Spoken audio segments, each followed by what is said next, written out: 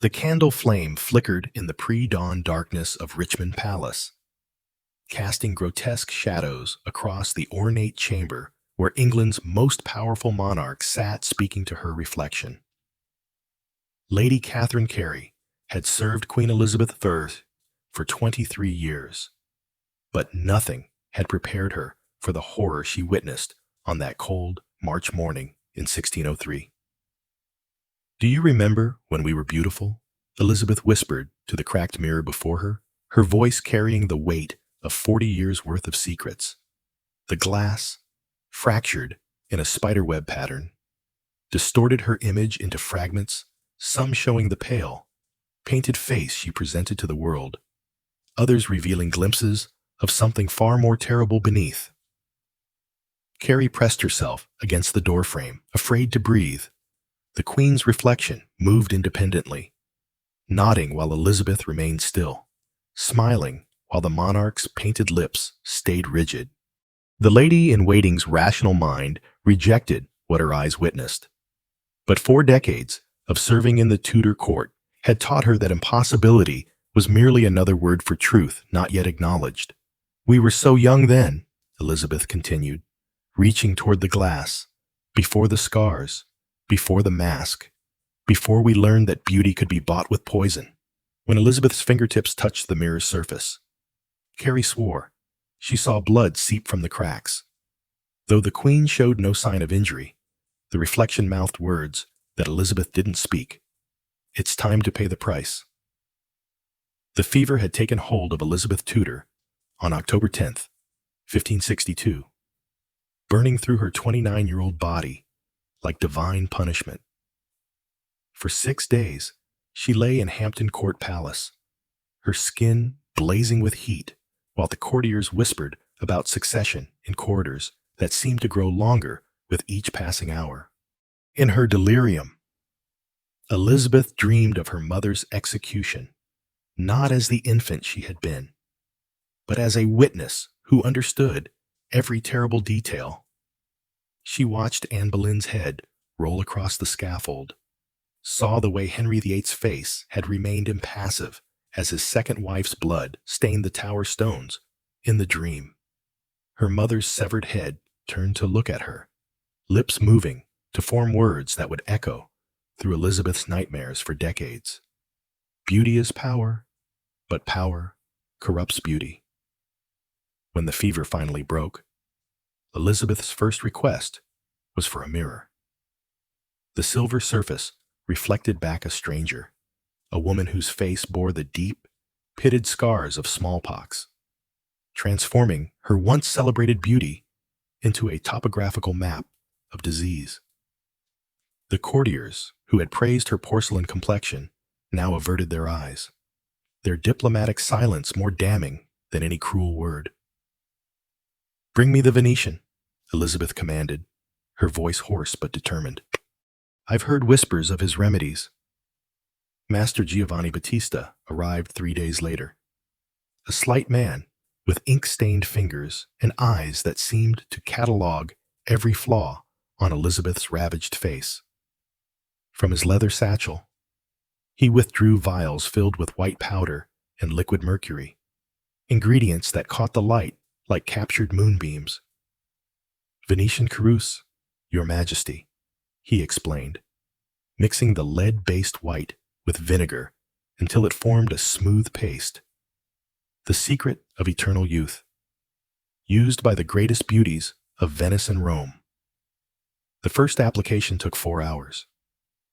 Giovanni worked with the precision of an artist, building layers of white lead over Elizabeth's scars until her face became a perfect porcelain mask. When he finally held up the mirror, Elizabeth gasped. The woman looking back at her was not just beautiful, she was ethereal, otherworldly, as if carved from alabaster by divine hands. "Magnificent," Giovanni whispered. But there was something in his dark eyes that Elizabeth would not recognize as predatory satisfaction until it was far too late. "You are more beautiful now than you ever were before." The transformation was so complete that Elizabeth felt as though she had been reborn. The scars disappeared beneath the white foundation, her skin glowing with an inner light that made her appear ageless. When she walked into the great hall that evening, the entire court fell silent with awe. But as Giovanni packed his supplies, Elizabeth noticed that her hands trembled slightly, and there was a metallic taste in her mouth that no amount of wine could wash away. Giovanni established himself at court with an efficiency that spoke of careful planning rather than opportunistic arrival. Within weeks, he had been granted rooms near the royal quarters and a workshop where he prepared Elizabeth's daily cosmetics with the secrecy of an alchemist. His mornings began before dawn, grinding lead carbonate into fine powder and mixing it with vinegar that had been aged in lead-lined casks. To this base, he added mercury sulfide for rouge, antimony for the delicate lines around her eyes, and arsenic compounds that promised to preserve her skin's artificial perfection. "Beauty is a science, Your Majesty," he explained during one of their early sessions, his accent lending exotic authority to his words. "The Greeks understood this, as did the Romans. We simply rediscover what they knew, that perfection requires sacrifice." Elizabeth found herself anticipating their daily sessions with an eagerness that bordered on obsession. The 4-hour ritual became the foundation of her day, a meditative practice that transformed her from a scarred woman into a queen of legend. Giovanni's hands were steady and sure as he built her new face layer by layer, occasionally humming Italian melodies that seemed to entrance her into a peaceful trance. But there were moments when his touch lingered longer than necessary, when his dark eyes studied her face with an intensity that suggested he was cataloging more than just aesthetic details. Sometimes, late at night, Elizabeth could swear she heard him moving about his workshop, the sound of grinding mortars and whispered words in a language she couldn't identify. The first strange dream came 3 weeks after Giovanni's arrival.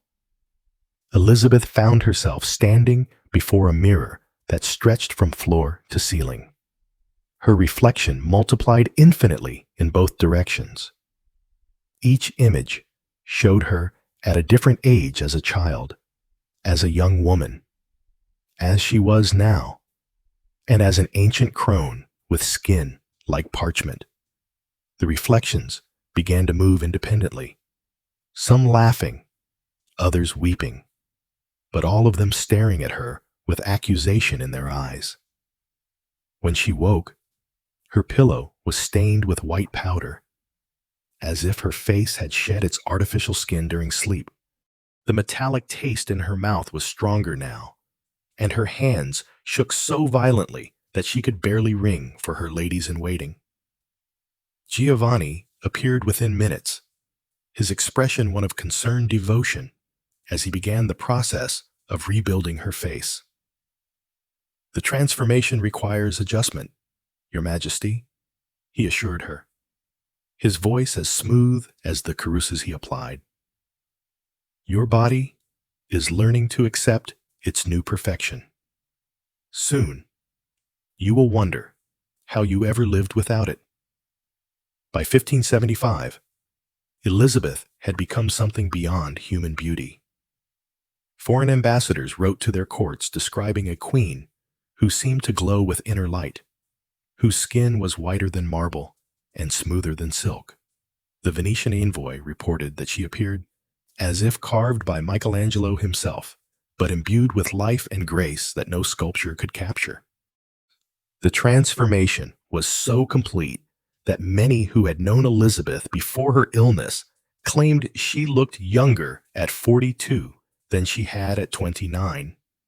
Her portraits from this period show a woman of otherworldly perfection, her face a perfect oval of white porcelain, her hands like delicate ivory sculptures. The court poets compared her to Diana, to Venus, to every goddess of beauty from classical mythology. But those who served her intimately began to notice disturbing changes. Her hands trembled constantly now, a tremor she disguised by wearing elaborate rings and holding ornate fans. Her once famous red hair had begun to thin dramatically, forcing her to rely on increasingly elaborate wigs that she never removed, even in the privacy of her chambers. The daily makeup ritual had evolved into something approaching religious ceremony. Giovanni now required assistants, 3 young women from Venice, who spoke no English and communicated only in whispers. The process began before dawn and often lasted past noon. Layer upon layer of white lead building Elizabeth's face like a construction project. The queen had mirrors installed throughout her palaces, but these were no ordinary looking glasses.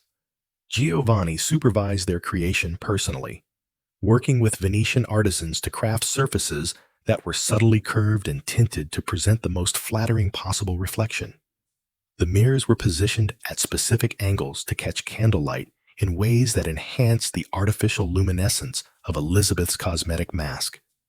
Elizabeth spent hours each day gazing into these mirrors, studying her reflection from every angle, as if she were a scholar examining an ancient text.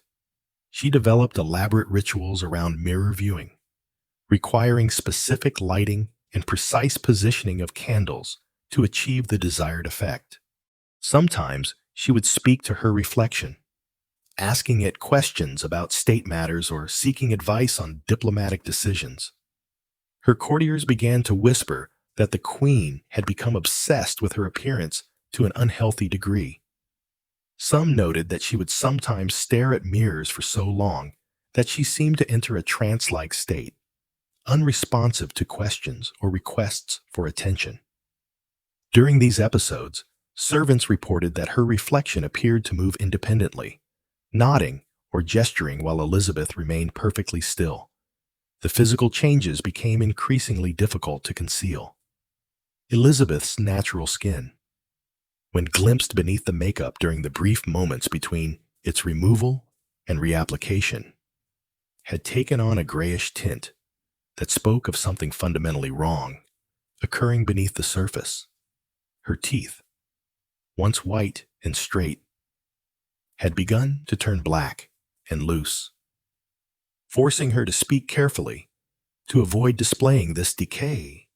Most disturbing of all were the episodes of confusion that had begun to manifest. Elizabeth would sometimes forget conversations that had taken place moments before, or fail to recognize courtiers who had served her for decades during council meetings. She would occasionally stop mid-sentence, staring into space as if seeing something others could not perceive. The first major crisis came in 1578, when Elizabeth suffered what court physicians described as a nervous collapse during a particularly important diplomatic reception. She had been greeting the French ambassador when she suddenly began laughing uncontrollably, a sound that started as musical but quickly became harsh and mechanical. "Can you see her?" Elizabeth asked the bewildered ambassador, pointing at an empty space behind him. "My mother stands right there, and she's so proud of how beautiful I've become. Tell her, monsieur, tell her that I succeeded where she failed." The episode lasted nearly an hour, during which Elizabeth carried on an animated conversation with someone only she could see, occasionally breaking into tears or bursts of inappropriate laughter. When Giovanni finally arrived and administered something from a small vial, Elizabeth collapsed into a peaceful sleep that lasted for 3 days. Upon awakening, she remembered nothing of the incident and seemed genuinely confused by the concerned faces surrounding her bed. But Giovanni's expression was troubled as he began the process of reapplying her makeup. And observers noted that he spent considerably more time mixing her cosmetics that day, adding substances from vials he had never used before. The queen's behavior became increasingly erratic. She would sometimes order the execution of servants for minor infractions, only to countermand the order hours later with no memory of having issued it in the first place. Her famous intelligence remained sharp in matters of state, but her emotional responses had become wildly unpredictable. It was during this period that Lady Mary Shelton, one of Elizabeth's most trusted ladies-in-waiting, made a fatal mistake. Admiring the Queen's ethereal beauty, she requested permission to use the same cosmetics for a court mask. Elizabeth, in one of her increasingly rare moments of clarity, initially refused, but Mary persisted with the naive enthusiasm of youth. "Just once, Your Majesty," Mary pleaded. "I want to be as beautiful as you, even if only for one night." Elizabeth stared at the young woman for a long moment, something like pity flickering in her eyes. Finally, she nodded to Giovanni, who prepared a small portion of the carouse with obvious reluctance. Mary's transformation was spectacular. The 22-year-old became a vision of porcelain perfection that rivaled even Elizabeth's supernatural beauty. She danced at the mask with radiant joy, accepting compliments with the innocent pleasure of a young woman experiencing true beauty for the first time. She was found dead in her chambers 3 days later. The official cause was given as sudden fever. But those who prepared her body for burial whispered of skin that had turned completely white, not from makeup, but from some internal transformation that had drained all natural color from her flesh. Her eyes, once bright brown, had become pale and milky, and her hair had turned completely gray despite her youth. Elizabeth attended Mary's funeral in a state of carefully controlled grief, her own white face a perfect mask of sorrow. But Giovanni noted that she requested a double application of carouse that morning and refused to look directly at Mary's corpse during the service. She was too weak. Giovanni told Elizabeth privately after the funeral, "The formulation requires a constitution hardened by years of preparation. And you, Your Majesty, are different. You are stronger." But Elizabeth had begun to suspect that strength and resistance were not the same thing, and that what she had taken for adaptation might actually be a form of slow decay. Lady Mary Shelton's death marked a turning point in Elizabeth's relationship with her artificial beauty.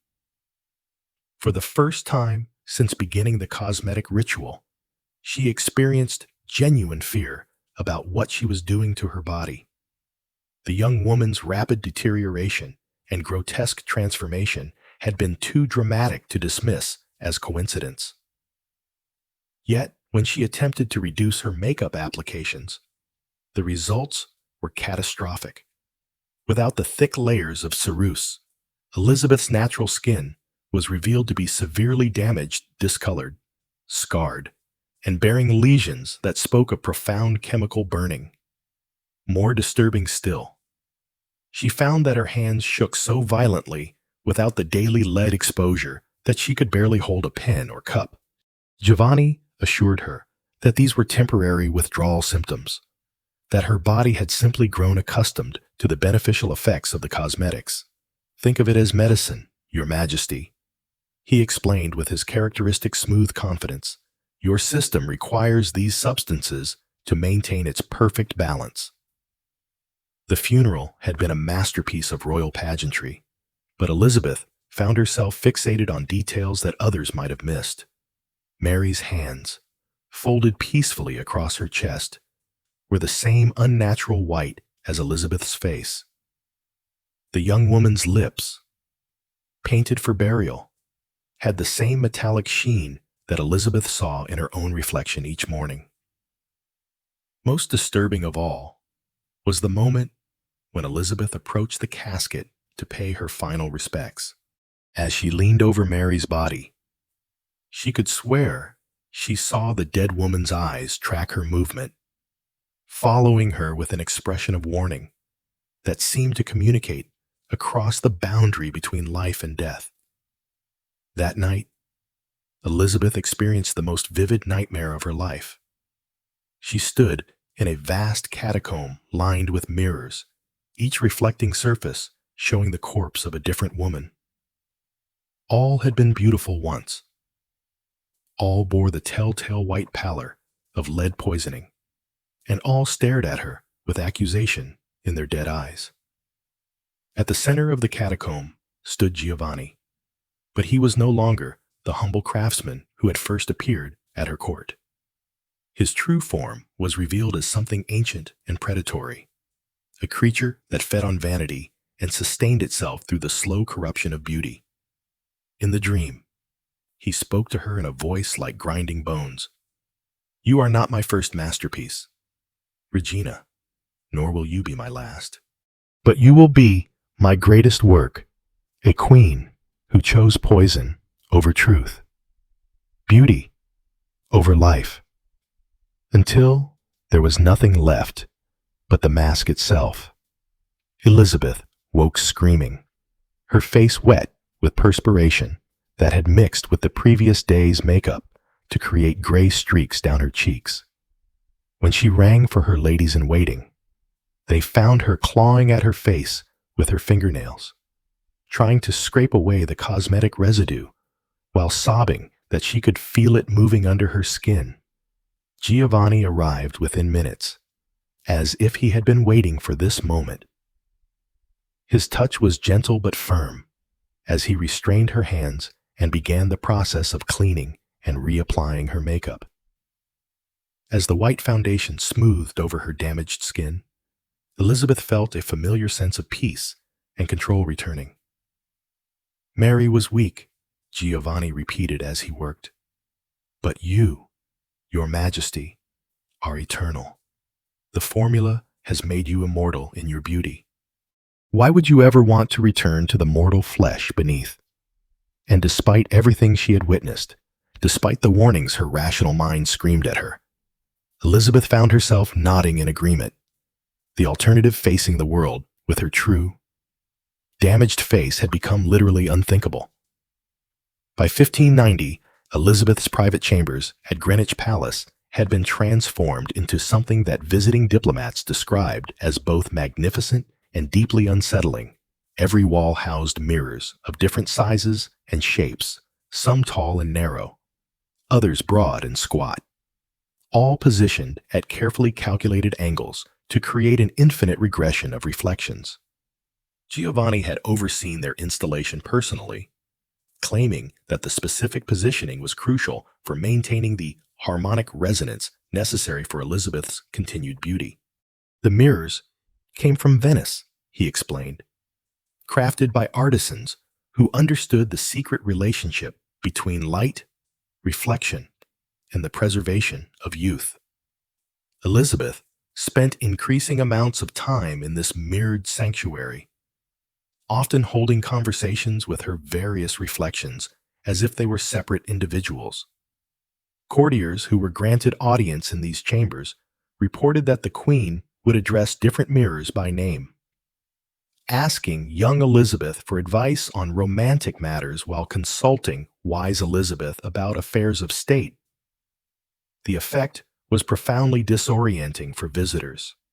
The multiple reflections created a kaleidoscope of Elizabeths, each showing slightly different angles and expressions, making it difficult to focus on the real Queen among her countless images.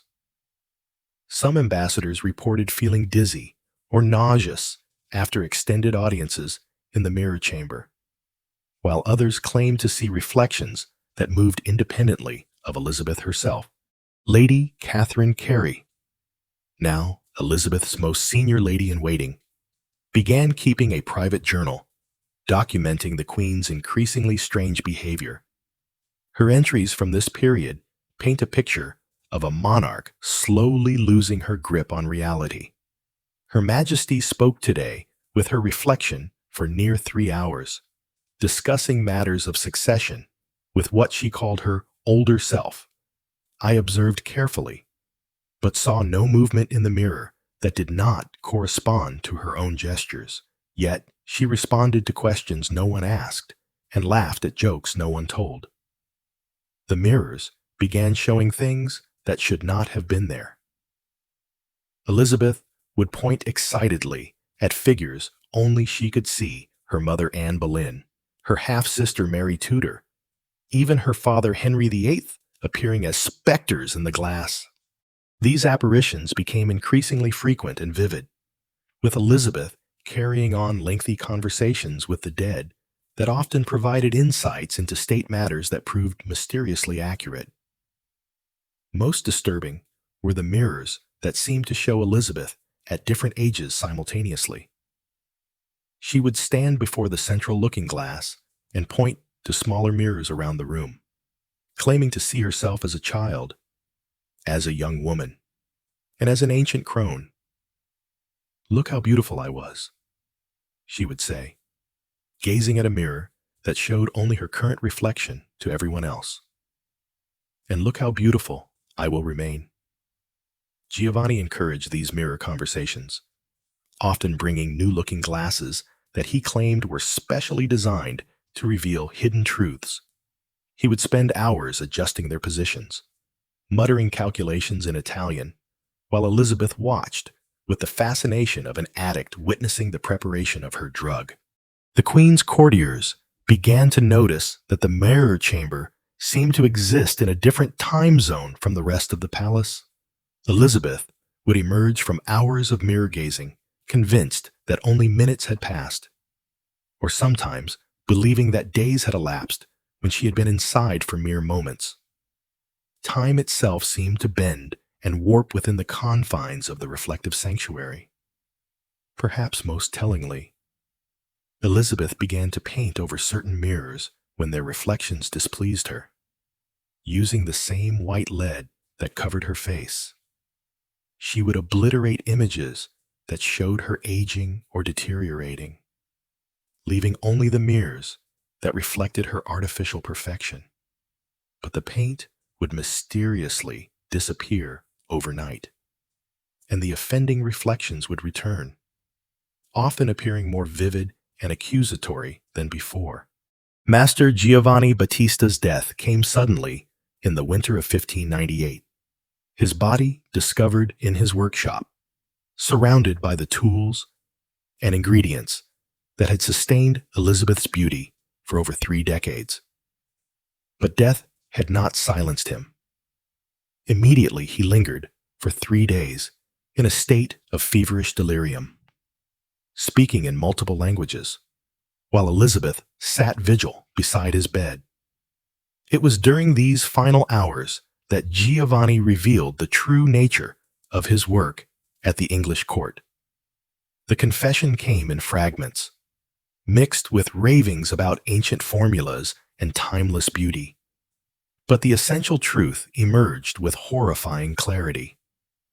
"I was sent by Philip," he whispered, his voice barely audible above the winter wind rattling the palace windows, "not to kill you quickly, as an assassin might, but to destroy you slowly, beautifully, from within." The Ceruse was never about beauty, Regina. It was about time buying Spain time, while England's greatest queen poisoned herself into madness. Elizabeth's hands trembled as she leaned closer to hear his words. "You lie," she breathed, but there was no conviction in her voice. Giovanni's laugh was like the sound of breaking glass. "Look at yourself, Majesty. When did you last make a decision without consulting your mirrors? When did you last appear in public without 4 hours of preparation? You have not ruled England for 20 years. You have been a beautiful ghost, haunting your own throne while others govern in your name." From beneath his deathbed, Giovanni retrieved a leather-bound journal, its pages filled with detailed notes about Elizabeth's physical and mental deterioration. The entries, written in cipher, but accompanied by clear anatomical drawings, documented the precise effects of various lead and mercury compounds on the human nervous system.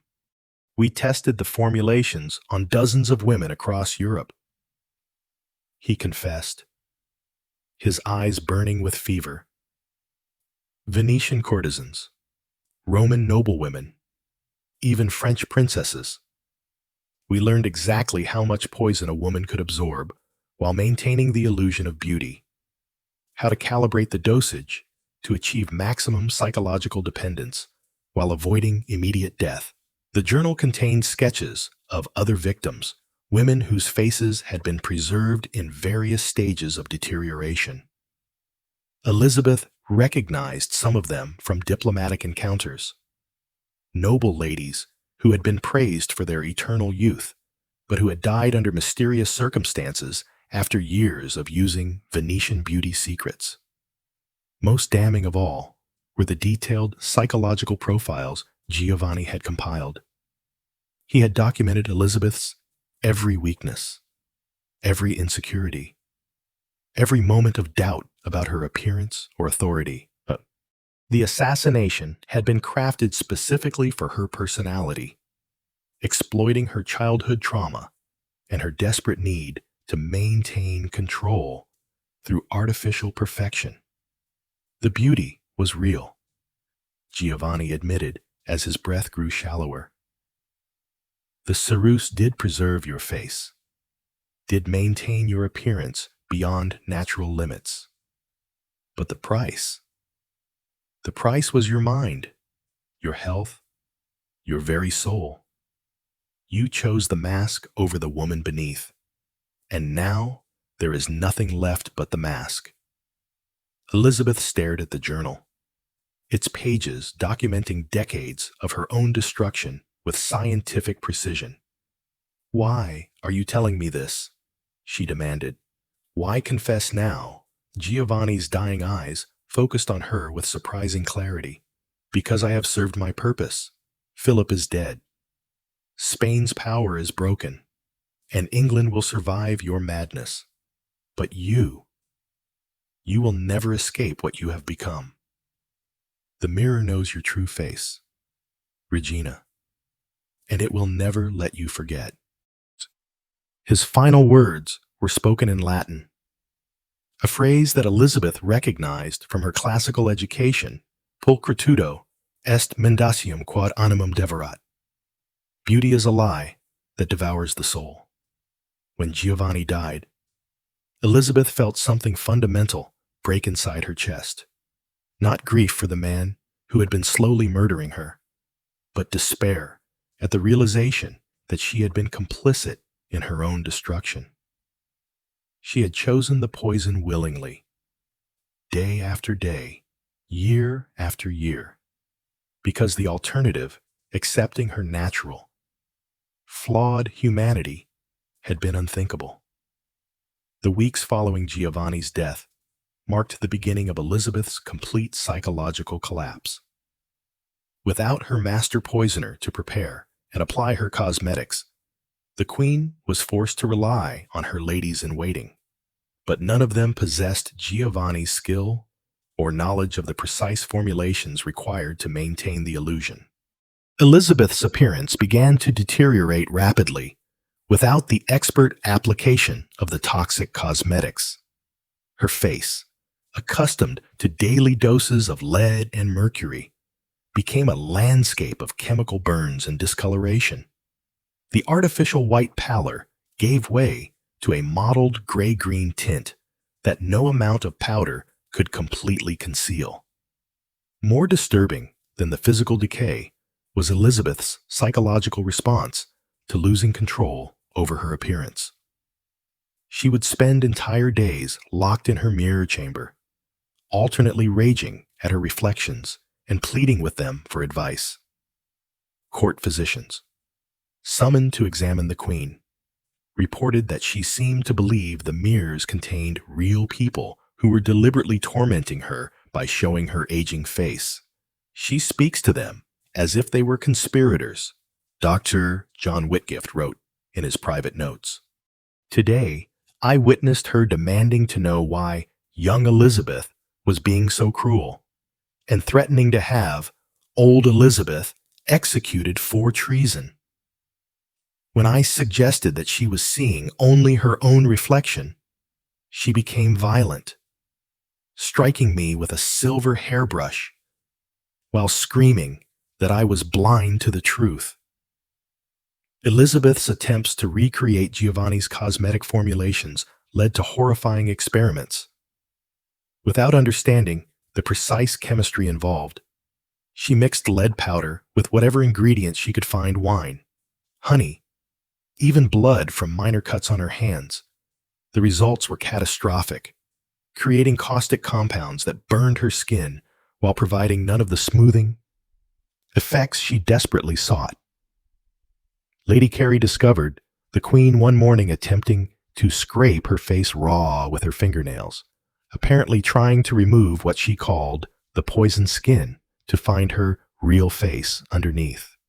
The wounds required weeks to heal and left permanent scars that no cosmetic could completely hide. The court began to function around Elizabeth's madness rather than through her leadership.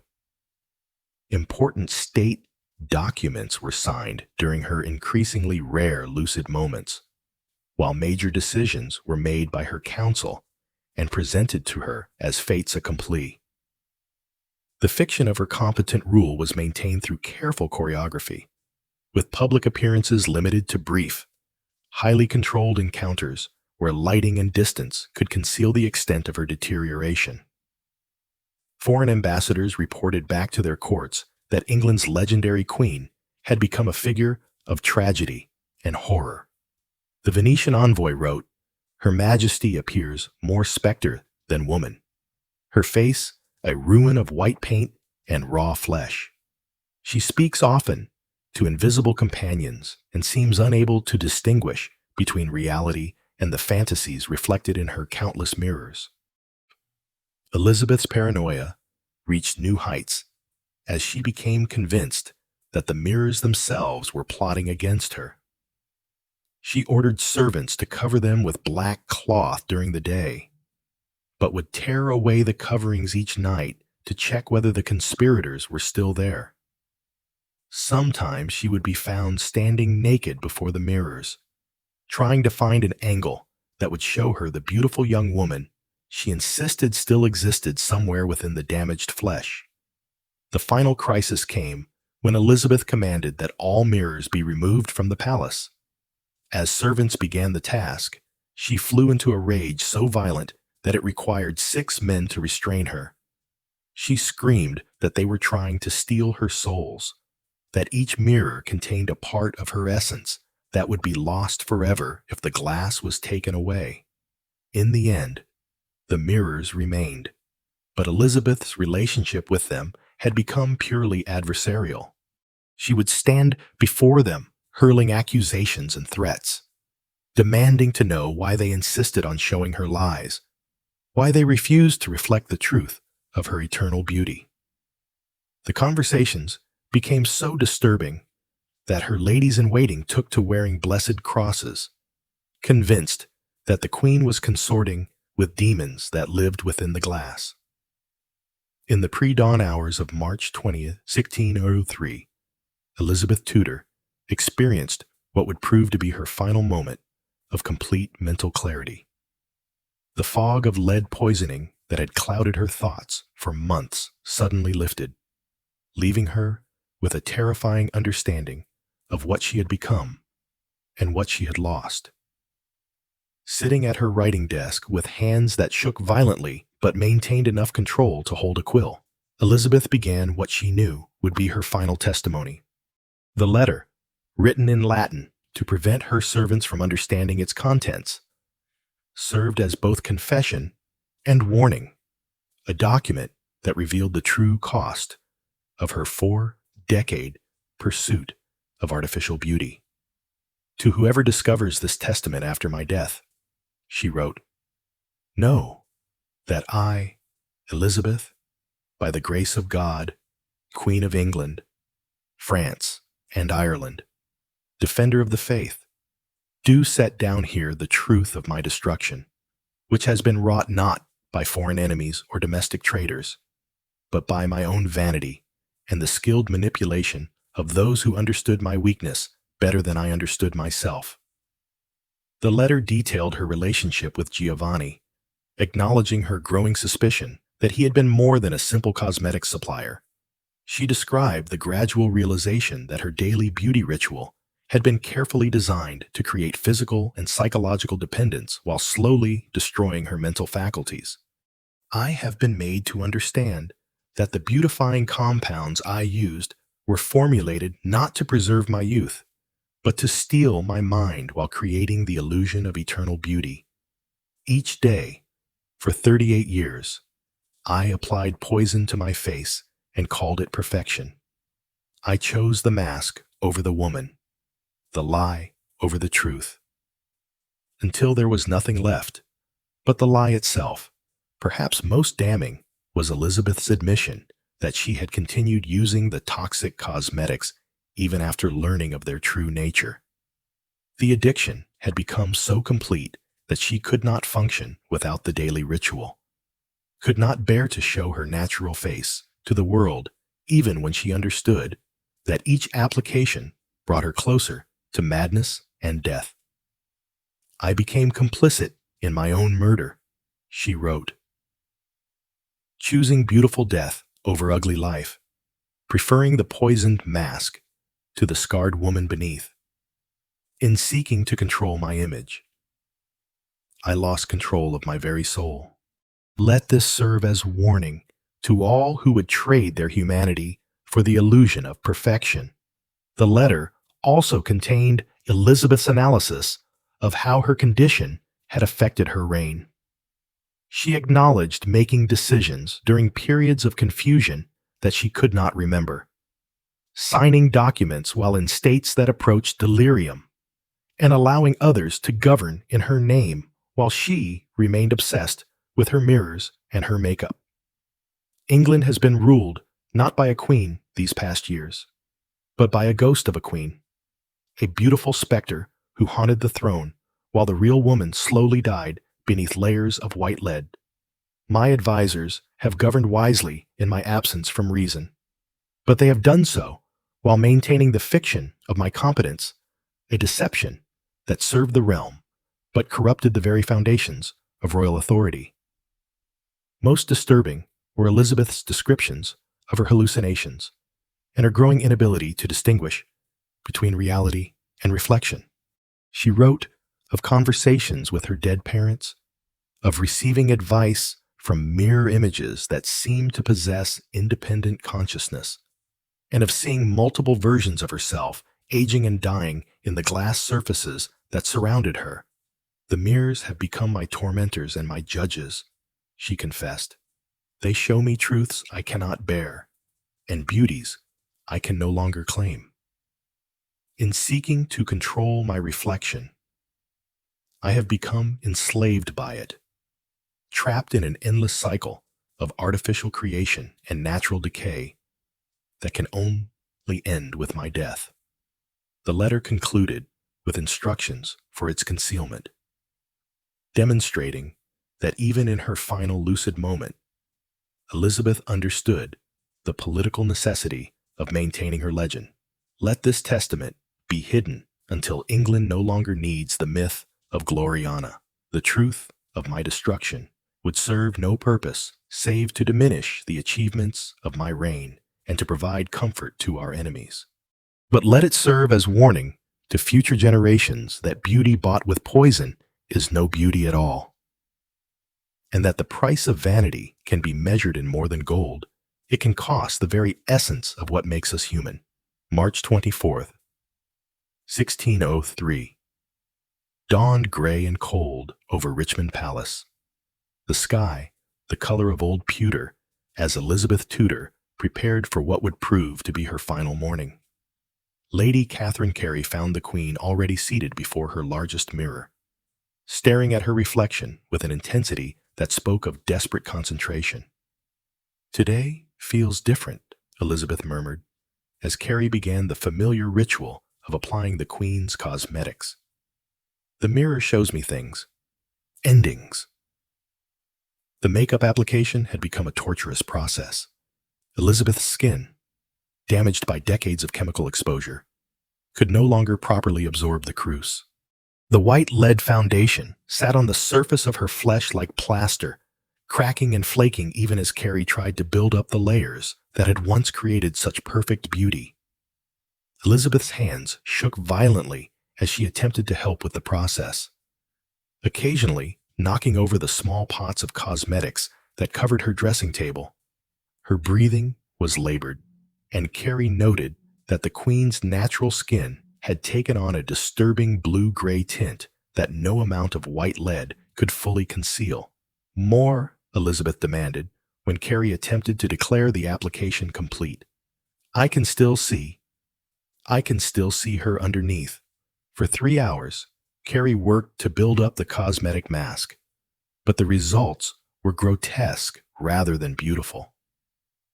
The makeup was so thick, it resembled a death mask, and the chemical reactions occurring on Elizabeth's damaged skin created an unnatural luminescence that made her appear more specter than human. As the morning progressed, Elizabeth became increasingly agitated by her reflection. She would lean close to the mirror, studying her face from different angles, occasionally pressing her fingers against the glass as if trying to touch something only she could see. "You're not me," she suddenly said to her reflection, her voice carrying a note of accusation. "You're someone else wearing my face. Give it back." Carrie watched in horror as Elizabeth began clawing at her own cheeks, trying to scrape away the cosmetics she had just spent hours applying. The thick ceruse came away in chunks, revealing patches of raw, discolored skin underneath. "Your Majesty, please," Carrie began. But Elizabeth cut her off with a gesture. "Look at the mirror," Elizabeth commanded. "Look at what she's doing to me." Carrie looked and saw only Elizabeth's own reflection, distorted slightly by the Queen's violent movements, but clearly showing her own actions. Yet Elizabeth seemed to see something entirely different. "She's trying to steal my beauty," Elizabeth whispered, still clawing at her face. "She's been stealing it all these years, piece by piece, until there's nothing left but her ugly truth." The violence of Elizabeth's self-attack increased until blood began to mix with the white ceruse, creating pink streaks down her cheeks. When Carrie tried to restrain her, Elizabeth turned on her with surprising strength. "Don't let her win," Elizabeth pleaded, her eyes wild with desperation. "Don't let her take my face. I am beautiful. I am eternal. I am—" The sentence was never finished. As Elizabeth pressed her palm against the mirror's surface, the glass cracked with a sound like breaking bones. The fracture spread outward from where she touched it, creating a spider web of lines that fragmented her reflection into dozens of pieces. Elizabeth stared at the broken mirror, her expression cycling through confusion, horror, and finally a strange kind of peace. "There," she whispered, her voice barely audible. "Now you can't lie to me anymore." She collapsed moments later, her body finally succumbing to the decades of poison that had been accumulating in her system. Carrie caught her as she fell, feeling the unnatural weight of the cosmetic mask that had become Elizabeth's face. Elizabeth's final moments were marked by a terrible struggle between the woman she had been and the artificial creation she had become. As Carrie held her, the Queen's eyes darted frantically between the broken mirror and her own hands, which were stained with the white ceruse that had been both her salvation and her doom. "Who am I?" Elizabeth whispered, her voice carrying the confusion of someone waking from a decades-long dream. Without the mask. "Who am I?" Carrie tried to clean the makeup from Elizabeth's face, hoping to provide some comfort in her final moments.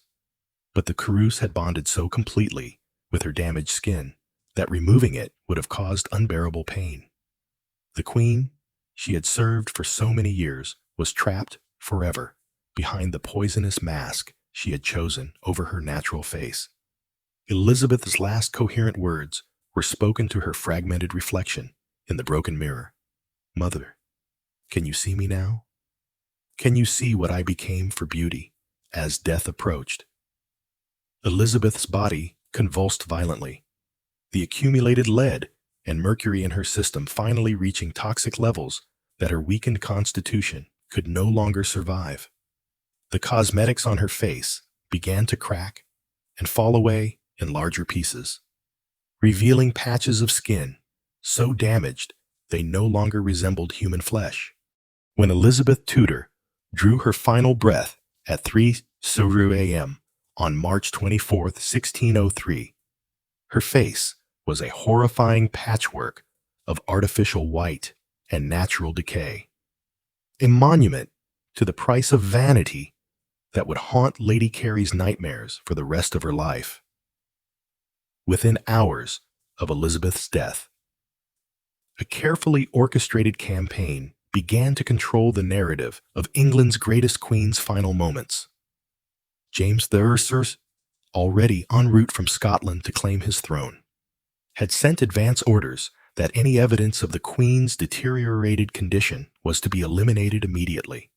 The first priority was Elizabeth's body itself, the royal undertakers, sworn to secrecy under pain of death, worked throughout the day to make the corpse presentable for the elaborate lying in state that would be expected. They cleaned away the remnants of the toxic cosmetics, revealing skin so damaged that it required extensive reconstruction before the body could be viewed by courtiers. Using wax, paint, and careful positioning of burial clothes, the undertakers created a final illusion of the beautiful queen that England expected to mourn. The Elizabeth who lay in state bore little resemblance to the woman who had actually died, but she matched perfectly the legendary image that had been carefully cultivated for 4 decades. Elizabeth's mirror chamber was stripped and renovated within days of her death. The dozens of looking glasses that had tormented her final years were removed under cover of darkness and transported to a warehouse outside London, where they were systematically destroyed. Workers reported that the mirrors seemed to resist destruction, with several requiring multiple attempts before the glass would shatter completely. Giovanni's workshop received similar treatment.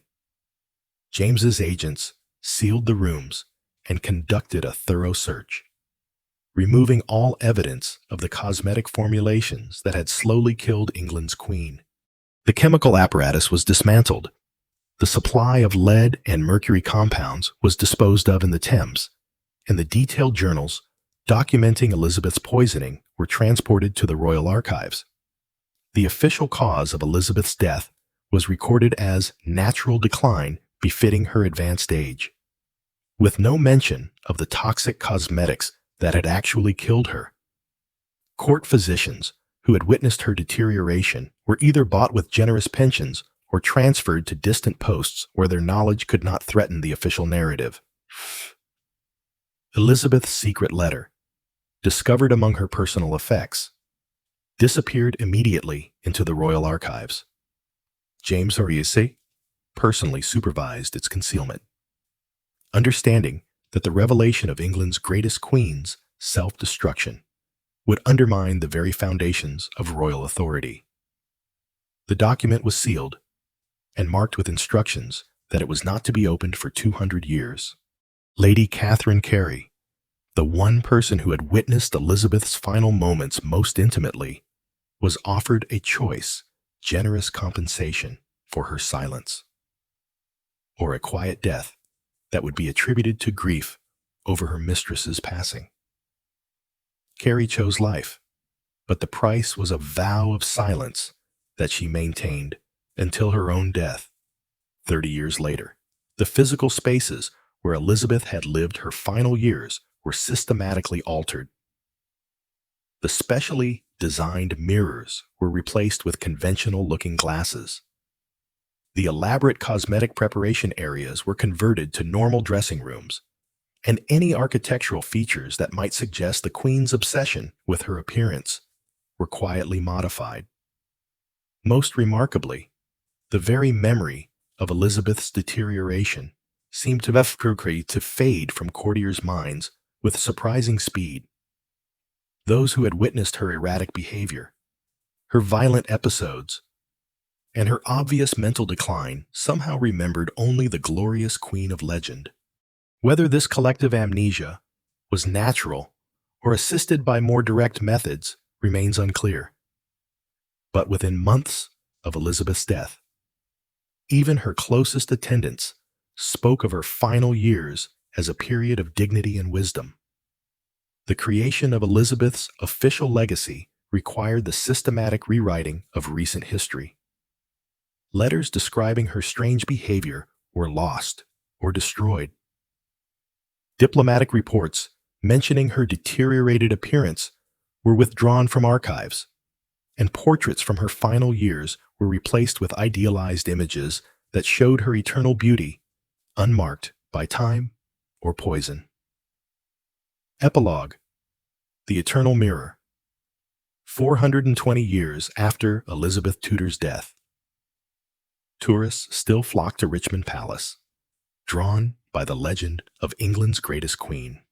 The official tour guides speak reverently of the Virgin Queen, who gave her name to an entire age, who defeated the Spanish Armada, and who transformed England into a maritime power that would eventually rule the waves. The guides do not mention the mirrors. Mrs. Sarah Whitmore had been conducting tours of Richmond Palace for 15 years when she first noticed the peculiarity. Visitors would occasionally comment on seeing a woman in white at the windows of what had once been Elizabeth's private chambers, despite the fact that those rooms had been sealed to public access for decades. The sightings always followed the same pattern: a pale figure in elaborate Elizabethan dress, visible for just a moment, before vanishing when observers looked directly. Security cameras in the area consistently malfunctioned, producing footage that showed only static or strange white streaks across the frame. More disturbing were the reports from restoration workers who had been granted access to Elizabeth's former chambers. They spoke of mirrors that refused to reflect properly, showing images that moved independently of anyone present in the room. Several workers requested transfers to other projects after experiencing what they described as conversations with their own reflections. Dr. Margaret Henley, a historian specializing in Tudor court life, had been researching Elizabeth's final years when she gained special permission to examine the sealed chambers. What she found there challenged everything she thought she knew about England's legendary queen. The rooms had been stripped of their original furnishings centuries ago, but the walls still bore traces of the dozens of mirrors that had once covered every surface. More intriguingly, chemical analysis of paint samples revealed lead concentrations that would be considered toxic waste by modern standards. The levels of lead carbonate we found embedded in the wall plaster were extraordinary. Dr. Henley later wrote in her controversial research paper, "These were not the residue of normal cosmetic use, but evidence of industrial-level exposure to toxic compounds over an extended period." Her research team also discovered sealed documents in the palace archives that had been overlooked for centuries. Among them were inventory lists detailing massive expenditures on cosmetic supplies, medical reports describing symptoms consistent with heavy metal poisoning, and fragmentary accounts of Elizabeth's bizarre behavior during her final years. Most significantly, they found a partial copy of what appeared to be Elizabeth's confession letter, apparently transcribed by a clerk before the original was sealed away. The document, written in Tudor Latin, told a story that bore no resemblance to the official history of Elizabeth's peaceful death. Dr. Henley's attempts to publish her findings met with unexpected resistance. The palace authorities denied her requests for further access. Her research funding was mysteriously withdrawn, and several of her key documents were accidentally destroyed in a fire at the archive facility. When her paper was finally published in an obscure academic journal, it received little attention and was quickly forgotten. But Dr. Henley continued her research privately, driven by a growing conviction that Elizabeth's true story had been deliberately suppressed for 4 centuries. On a rainy Tuesday evening in November 2023, 22-year-old Emma Chen stood before her bathroom mirror, applying the final touches of her skincare routine. The Instagram influencer had built a following of 2 million subscribers through her Eternal Youth content, promoting the latest cosmetic innovations that promised to stop aging in its tracks. The products lined up on her marble vanity represented the cutting edge of beauty technology. Peptide serums that claimed to reverse cellular damage. LED light therapy masks that promised to restore collagen production. And injectable treatments that could erase decades of aging in a single session. Emma had been documenting her transformation for 6 months, showing her followers how modern science could achieve what previous generations had only dreamed of. Her before and after photos were spectacular. Her skin had taken on a porcelain perfection that seemed almost otherworldly as she applied the final layer of her nighttime regimen, a specialized compound that contained nanomolecules designed to penetrate deep into her cellular structure. Emma noticed something odd in her reflection. For just a moment, her face appeared different, older, damaged, as if she were seeing through the cosmetic perfection to something hidden beneath. She blinked, and her reflection returned to normal. The moment of distortion had lasted only seconds, but it left her with an uncomfortable feeling that she couldn't quite identify. Behind her in the mirror, barely visible in the periphery of her vision, stood a figure in elaborate Elizabethan dress. The woman's face was a grotesque patchwork of white cosmetics and raw flesh. Her eyes filled with a sadness that seemed to span centuries. Emma spun around, but found only her empty bathroom. When she turned back to the mirror, the figure was gone, but she could swear she heard a whisper that seemed to come from within the glass itself. Beauty, like power, always demands its price. The next morning, Emma noticed that her hands were shaking slightly as she applied her makeup. She attributed it to too much caffeine, but deep in her mind, a small voice wondered if she was seeing the first sign of something far more sinister. That evening, as she prepared for another skincare routine that had become as elaborate and time-consuming as any Tudor beauty ritual, Emma paused before her mirror for just a moment.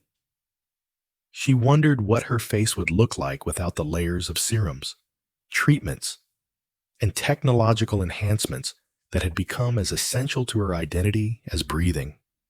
But the thought was too frightening to pursue, like another queen centuries before. Emma chose the mask over the woman beneath, the illusion over the truth, the beautiful lie over the ugly reality.